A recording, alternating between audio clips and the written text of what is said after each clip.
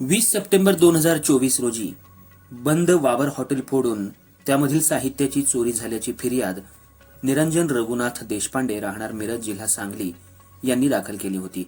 त्याप्रमाणे गुन्हाही नोंद झाला होता।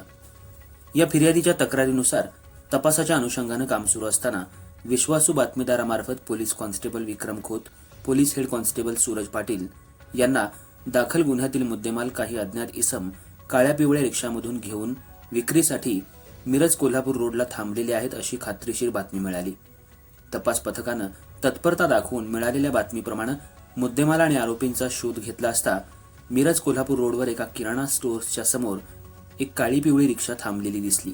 त्यामध्ये दाखल गुन्ह्यातील सर्व मुद्देमाल तसंच 2 संशयित वासिम शहाजान नदाफ वय 32 आणि सुनील सतीश गुरव वय 24 राहणार कोल्हापूर रोड रामनगर सांगली हे मिळून आले। त्यांच्याकडे अधिक चौकशी आणि तपास केला असता त्यांनी तबरेज बाबूभाई तांबोळी राहणार नूरानी मस्जिद गल्ली नंबर 2 सांगली यांच्यासोबत हा मुद्देमाल वावर हॉटेलमधून चोरून या ठिकाणी विक्रीसाठी थांबलो असल्याची कबुली दिली।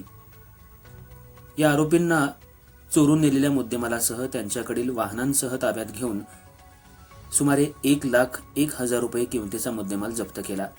या कारवाईत सहाय्यक पोलीस निरीक्षक जयदीप कळेकर यांच्या मार्गदर्शनाखाली महात्मा गांधी चौक पोलीस ठाणेकडील पोलीस उपनिरीक्षक संदीप गुरव, सहाय्यक पोलीस फौजदार Dhananjay Chavan, police head constable Suraj Patil, Pundlik Kamble, police constable Vikram Khot, Vinod Chavan, Javed Shaikh यांनी भाग घेतला। पुढील तपास police head constable Pundlik Kamble हे करत आहेत।